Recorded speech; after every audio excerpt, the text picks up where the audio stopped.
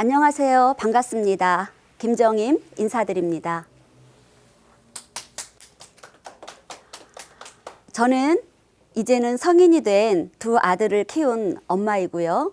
아직도 직장인 어린이집에서 아이들을 키우고 있는 원장입니다. 저는 두 아들의 청소년기를 함께 겪으면서 행복이란 주제에 대해서 많은 딜레마를 겪은 엄마입니다. 그래서 이제는 답을 알기에 아이들에게 행복한 성장을 주기 위해서 놀이로 최선을 다하고 있는 사람입니다. 제가 이렇게 놀이에 관심을 갖고 놀이의 힘과 에너지에 대해서 공부를 하게 된 계기는 저희 아들을 키우면서 겪은 갈등과 어린이집을 졸업한 제자와의 특별한 만남이 계기가 되었습니다. 먼저 저의 큰아들의 이야기를 해보자면요. 저희 큰아들은 말하는 걸 참 좋아하는 아들이었어요.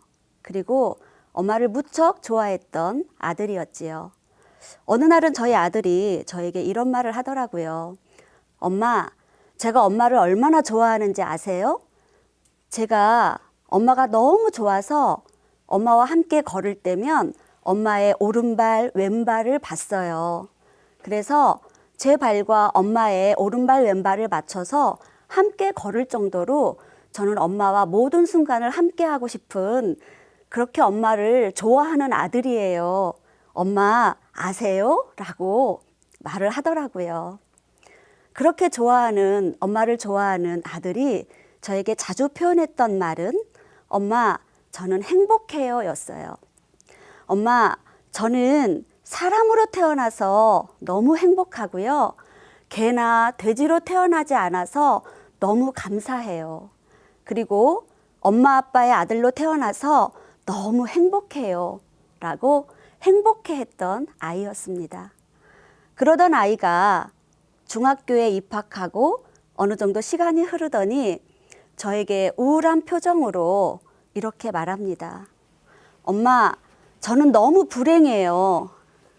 제가 사람으로 태어나지 않았더라면, 차라리 개나 돼지로 태어났더라면 이렇게 하루 종일 학교에서 공부하고 또 저녁에 잠들기까지 학원에서 공부하면서 이렇게 살지 않아도 되잖아요 라고 저에게 말을 하더라고요. 세상에 어느 부모가 행복하지 않다는 아들의 마음을 기쁘게 받아들이겠습니까? 저도 마음이 너무너무 아팠습니다. 그러나 공부를 해야 된다는, 그리고 좋은 대학에 가야 된다는 부모의 욕심 때문에 이렇게 말했습니다. 아들 힘들구나. 그렇지만 조금만 더 열심히 해보자 라고 공부하기를 바라는 부모의 마음을 내려놓지 못하고 아들에게 은근슬쩍 격려를 하는 그런 엄마의 모습이었습니다. 그러면서 저는 갈등을 했죠. 내가 어른이라는 이유로, 내가 부모라는 이유로, 내가 세상을 좀 더 일찍 살았다는 이유로 이 아이의 행복을 빼앗을 권리가 나에게 있을까? 이런 갈등을 하고 있는 저에게 특별한 만남이 있었습니다. 바로 어린이집을 졸업한 제자가 저를 찾아온 거였는데요. 이 제자는 모 대학의 유아교육학과에 입학했다고 저에게 인사를 왔습니다. 이 제자가, 이 친구가 면접을 보는데 대학에서 교수님이 이런 질문을 하시더래요. 학생은 지금까지 살아오면서 가장 기억에 남는 선생님이 있느냐고요.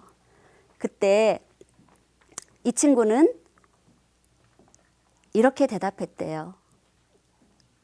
저는 어린이집을 다닐 때 7살 때 원장 선생님이 기억이 나요. 이 원장 선생님은 저와 너무 재밌게 놀아주셔서 제가 그때를 생각하면 입가에 미소가 머금으면서 행복해져요 라고 대답을 했대요. 그러면서 이 친구가 말하기를 저는 그때의 원장 선생님을 생각하면서 나도 이처럼 아이들과 즐겁게 행복하게 놀아주는 교사가 되어야겠다라는 꿈을 꾸었다고요. 그랬더니 이 교수님이 이렇게 말씀하셨대요. 정말 좋은 추억을 가지고 있구나. 합격하면 그 원장 선생님께 꼭 인사를 드려라 라고 말씀을 하셨대요. 그래서 그 약속대로 학생은 저를 찾아와서 인사를 오게 됐는데요. 저는 이때부터 물론 아이들과 잘 놀아주고 있었지만 정말 잘 놀아줘야 되겠다. 더 잘 놀아줘야 되겠다. 놀이에는 이렇게 힘이 있구나. 누군가에게 꿈을 키워줄 수 있는 에너지가 있구나라고 다시 한번 깊이 생각하는 계기가 되었습니다. 제가 늘 강조했던 자녀들에 대한, 아이들에 대한 교육은 바로 정서 안정이었습니다. 성경에도 자녀를 노엽게 하지 말라는 말씀이 있는데요. 아이들을 키우면서 강조했던 부분은 바로 정서 안정입니다. 정서가 안정된 아이들은 자존감이 좋습니다. 이렇게 자존감이 좋은 아이들은 자신감이 있습니다. 또 이렇게 정서가 안정된 아이들은 집중력이 좋습니다. 이렇게 집중력이 좋은 아이들은 여러 가지를 학습하는 능력이 우수합니다. 그러다 보니까 성취감도 맛보는 아이들이죠. 또 이렇게 정서가 안정된 아이들은 소통과 협업 능력이 좋아서 사회성이 좋습니다. 또 이런 아이들은 창의적으로 문제를 해결하는 능력이 우수합니다. 제가 이런 정서 안정을 위해서 강조했던 부모의 역할은 바로 따뜻한 미소와 눈맞춤, 그리고 스킨십, 그리고 아이의 정서를 공감해주면서 인격을 존중해주는 대화였습니다. 이러한 부분들이 정서 안정을 위한 정적 역할이었다면 놀이는 바로 동적 활동이었던 겁니다. 진짜 놀이는 즐겁고 편안하며 스트레스를 없애주고 긍정적인 정서를 경험하게 하지요. 이러한 정서 안정에서 파생되는 능력들은 21세기의 인재의 역량이기도 합니다. 면접관들이 면접을 볼 때 잘 노는 사람을 눈여겨본대요. 팀에서 잘 노는 사람을 눈여겨보는데, 왜냐하면 놀이는 함께 즐겁게 놀면서 소통하고 협력하면서 나와 타인의 역할을 이해하면서 정체성을 확립해 가고요. 그러면서 창의적인 문제 해결 능력을 키우기 때문입니다. 그런데 이렇게 잘 놀게 하려면 어떻게 해야 할까요? 제 결론은 놀아본 아이가 잘 놀더라입니다. 어린이집에서 아이들을 잘 놀게 해주려고 여러 가지 환경들을 제공해 줍니다. 놀이의 재료로 흙을 내어주고 물감을 내어주고 미역을 내어주고 물가루, 풍선, 물 등을 내어줄 때 아이들이 처음부터 신나고 즐겁게 놀지는 못하더라고요. 처음에는 더럽다고 무섭다고 울며 떼쓰면서 아이들이 물러서기를 하는 아이들이 종종 있습니다. 그럴 때 우리는 어른 주도적으로 놀이의 아이들을 끌어들이는 것이 아니라 아이 중심적으로 기다려주면서 한 번 접해보고 두 번 접해보게 하면 아이들은 이내에 도전하고 친구들과 함께 도우면서 창의적으로 놀이를 시작합니다. 이제는 성인이 된 아들과 이런저런 이야기를 나누는 사이가 되었는데요. 제가 아들과 이야기를 하는 소재는 우리가 어떤 학원을 다녔고 어떤 비싼 과외를 받았고 잠을 몇 시간을 잤고 이런 이야기가 우리에게 즐거움을 주는 이야기는 아니더라고요. 우리에게 웃음을 주고 즐거움을 주는 대화의 소재는 우리가 어떻게 놀았고 어떻게 웃었고 어떤 생각을 했고 어떻게 행복해 했는지 그런 추억을 이야기하는 즐거운 놀이가 바로 우리의 즐거운 대화의 소재였습니다. 사람은 각자 자신의 인생을 살아가지요. 부모와 자녀 간도 마찬가지인 것 같습니다. 그렇지만 저는 이제 나이가 들어가니까 아이들과 함께하는 시간이 즐겁고 행복한 사람이랍니다. 이제는 아이들이 저와 놀아주는 시기가 되었는데요. 제가 어렸을 때 아이들에게 놀아주었던 방식대로 아이들이 저에게 장난을 걸어오는 걸 보면 웃기고 재밌고 또 추억의 그런 한 장면이 떠올라서 행복해지는 그런 시간들이 되더라고요. 여러분, 자녀와 오랫동안 함께하고 싶으시면 어렸을 때 많이 놀아주시는 부모가 되셨으면 좋겠습니다.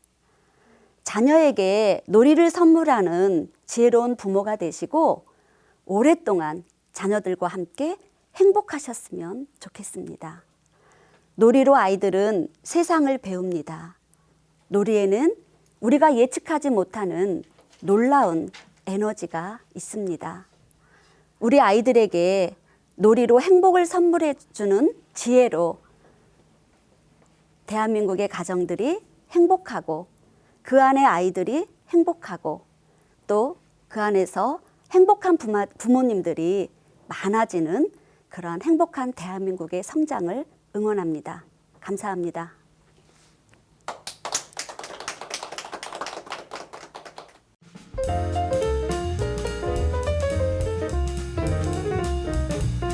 놀이를 선물하는 지혜로운 부모로 강연을 해주신 김정인 님이신데요. 김정인 님은 지금 대학생 자녀를 2명? 네, 2명 두고 계시고요. 또 아동교육 전문가로 지금 현재 활발하게 활동하고 계시고 전주인의 어린이집 원장으로 계신 거 맞으시죠? 맞습니다. 네. 제가 아까 강연을 들어보니까 좀 궁금한 점이 생겼는데 한번 질문해도 될까요? 일단 정서 안정이 굉장히 중요하다고 말씀을 하셨는데요. 좀 구체적인 좀 팁이 있을까요? 따뜻한 미소. 그냥 아이를 보고 아이를 눈을 맞추고 미소만 지어줘도 사람들은 이렇게 편안함을 느낍니다. 그래서 따뜻한 미소와 눈 맞춤, 그리고 부모가 가장 편안하게 해줄 수 있는 거는 또한 스킨십이죠. 많이 안아주고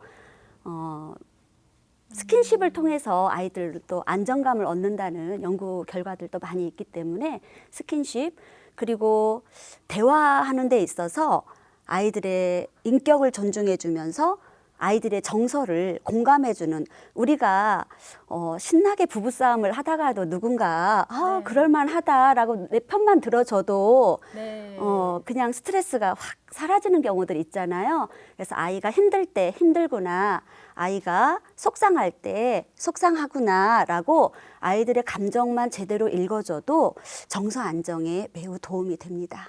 사춘기 아이가 초등학생 때는 엄마 나 행복해.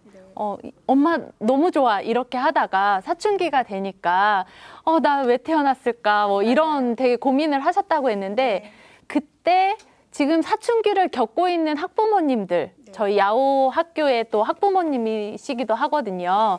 그분들이 어떤 마음으로 이 시기를 견뎌야 될지 좀 조언을 주신다면 어떤 조언을 있을까요? 내버려둬라. 내버려둬라. 네, 그 기다려줘라는 거죠. 아이의 속도를 기다려줘라. 부모의 욕심을 내려놓고 아이들의 모양 색깔이 다 다를 거예요. 그렇기 때문에 뭐 왕도는 없지만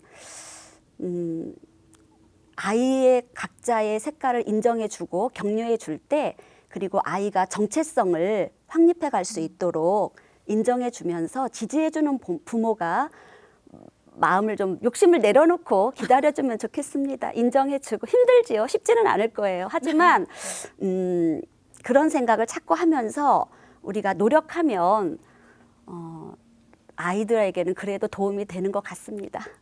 연사님처럼 지금도 밀어붙이고 있는 제가 중고등학교 시기에 아이에게 놀아라 하지 못하고 공부하자라고 했던 말씀을 표현하신 것 같아요. 그런 부모님들께 어떤 말씀을 해주고 싶으신가요? 아까 말씀드린 것처럼 우리 아이들이 가는 세상은 우리가 살아보지 못한 세상을 걸어갑니다.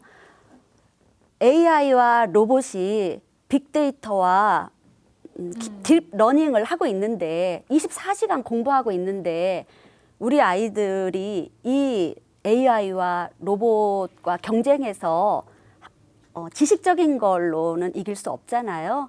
그래서 우리 아이들에게 창의성을 키워줄 수 있고 그다음에 친구들과 함께 소통하고 협력하면서 사회를 알아갈 수 있는, 세상을 알아갈 수 있는 그런 정서적인 부분들을 많이 컨트롤해 주시면 좋겠다, 그런 생각을 해봅니다.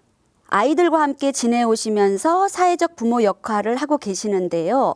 연사님은 부모님께 어떤 선물을 받으셨나요? 저는 부모님에게 사랑을 선물을 받았는데요.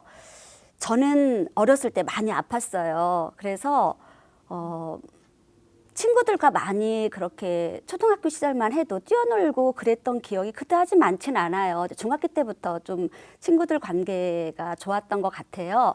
그런데 제가 이제 우리 아들들에게 공부를 강조했던 건 할머니가 엄마에게 공부 환경을 좀 더 만들어주고 또 할머니가 엄마에게 공부해라 공부해라 했으면 엄마가 지금보다 공부를 더 잘해서 더 멋진 삶을 살지 않았을까. 아들에게는 엄마가 이렇게 좋은 환경을 만들어 주니까 너는 얼마나 행복하니, 그러니까 공부해라, 엄마는 후회돼, 이런 마인드였거든요.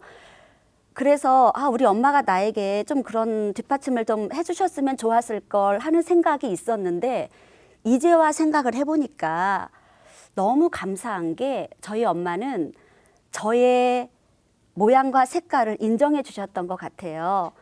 이렇게 아픈 아이에게 공부해라 공부해라 했으면 제가 얼마나 힘들었겠어요.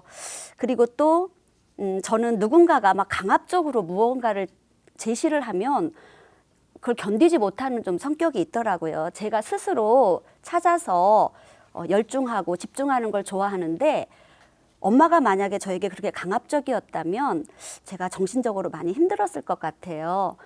그런데 엄마가 그랬기 때문에 지금 제가 이렇게 건강하게 건강한 정신으로 이렇게 살고 있지 않나, 그런 생각을 해봅니다. 그래서 엄마는 저에게 저의 모양과 색깔을 인정해주는 그런 사랑을 주셨던 분이다라는 생각을 하고요. 그런데 지금 엄마는 제가 요즘에 공부 조금 하는데 되게 좋아하세요. 그 당시에 엄마도 제가 공부하는 것을 싫어했던 부모는 아니라는 거죠.